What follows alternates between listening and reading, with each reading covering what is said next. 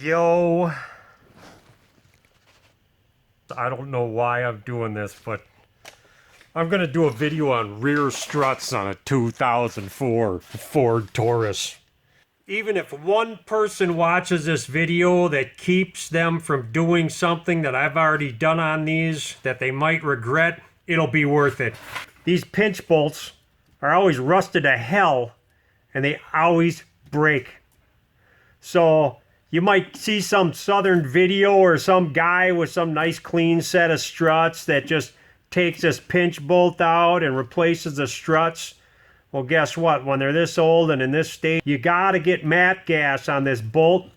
And if you have an impact, you should always use it. And if you think it's not gonna turn out, don't force it. Get it hotter, run it back in, run it back out. Don't force this bolt, because if this breaks, you got to drill it out, and it's a really hard bolt, and it's a pain in the ass, and then you usually got to put a bolt and a nut in there or something, and you're not going to like yourself if that breaks. So I'm going to run a torch on this. I want to stay away from this brake line, because if I'm on this brake line, I'm going to boil a brake fluid, and then I might have some other problems, especially if the bleeder screw doesn't come out.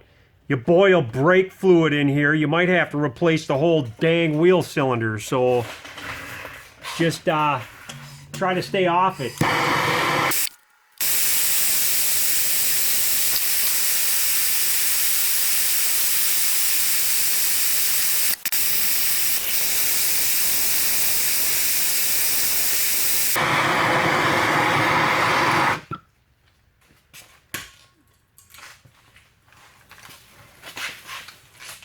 Well, I hope that's hot enough. Like I say, you should always use an impact on these.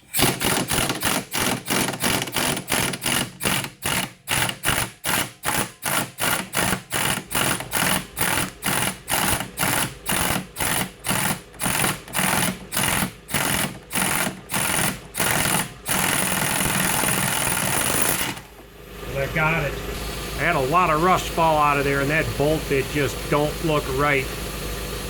See, it's still steaming really good. It's very, very hot, and that's what you want, because if you don't do it, you might hate yourself.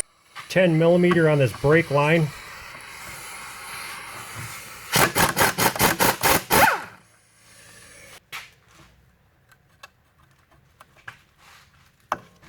There's a little pin on here. You don't want to disturb this too much because it is a metal line. So I'm just going to pull it out just as little as I can. Now I got an air hammer. I'm just going to put this thing right here and just beat on it to my heart's content. And if all you got is a hammer, you're not going to have too much fun with this either. It's got to go a long ways.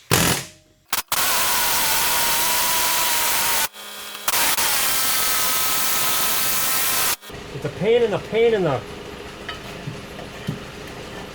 If you feel lucky, you can get under here with a pry bar. Kind of pry this out of the way.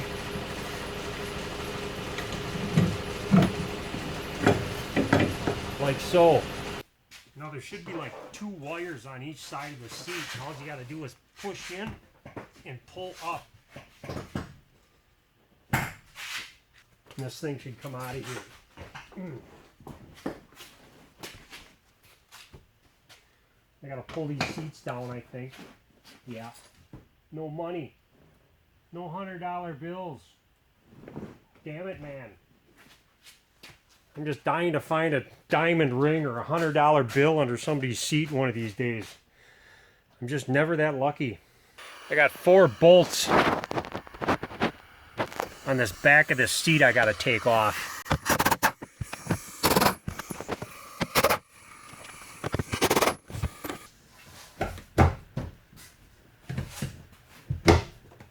And then I can pull it back. There it is. Swing that out of the way. And I got a few plastic clips I can pull out of here. 1, 2, just 2.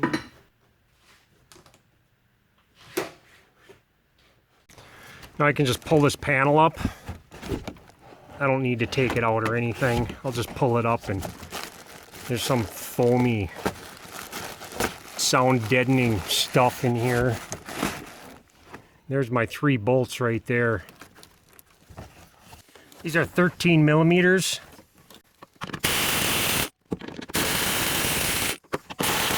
I guess I'll try to hang on to the strut while I take this last bolt off.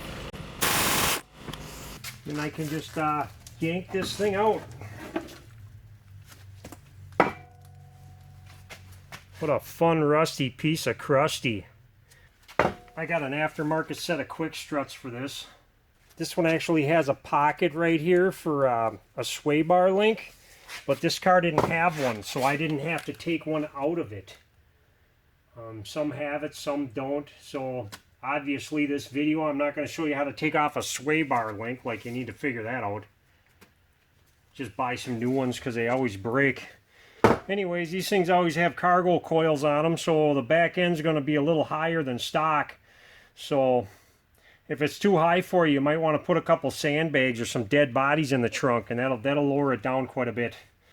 And for right now, I'm just going to stick this up here, and I'm going to try to get them studs lined up in the holes, which can be fun. I'm actually going to put a jack under here to try to help me along with my little endeavor. I got 2 of these up in the hole, so I'm just going to start them.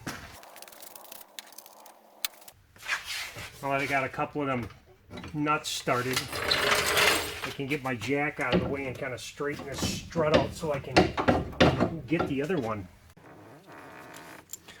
Torque these to whatever somebody tells you to on the internet or whatever. I'm going to use an air ratchet. Somebody might tell you it's wrong. 1, 2, buckle my shoe. 3, 4. Stick it in the hole.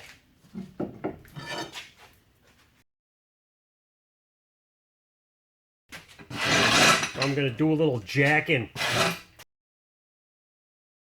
You got a long enough pry bar. After you get it in the hole, you can usually just spin it and move it, and sooner or later it's going to go in that pocket.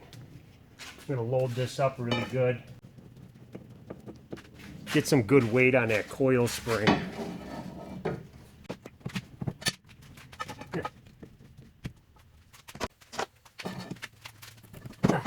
There, I think I got it in the pocket square enough. I got one of these. It's a 3-foot air chisel on an air hammer. I'm just going to stick it right under here and hammer this thing in.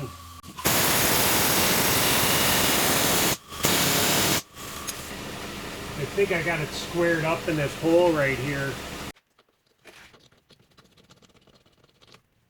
I'm going to start this bolt by hand just to make sure it goes in real nice without doing something stupid.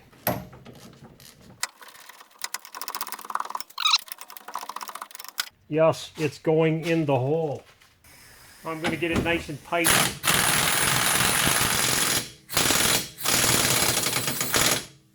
I know a lot of people probably tell you don't use an impact on it. Well, if you don't want to use an impact, then don't use an impact. I recommend not using an impact.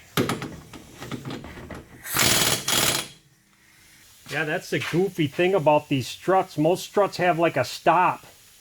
So it'll only go up so far, but this one doesn't. So you just got to line it up with the hole and stick that bolt in there.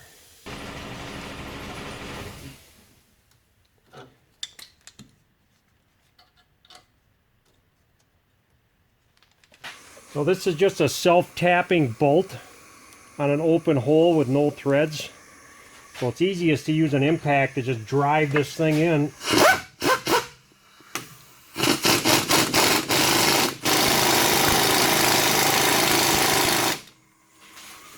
I made my new threads with my impact, and I'll put the rest of this in by hand because these do strip out really easy.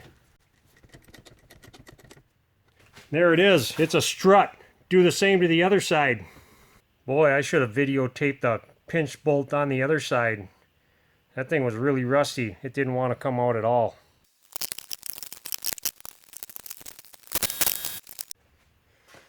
Now these I usually just push down and pound in at the same time. And they usually just lock right in. Impressive. This rusty bucket isn't going to require sandbags or dead bodies in the trunk of the car to lower the back end down. Amazing. Okay, bye.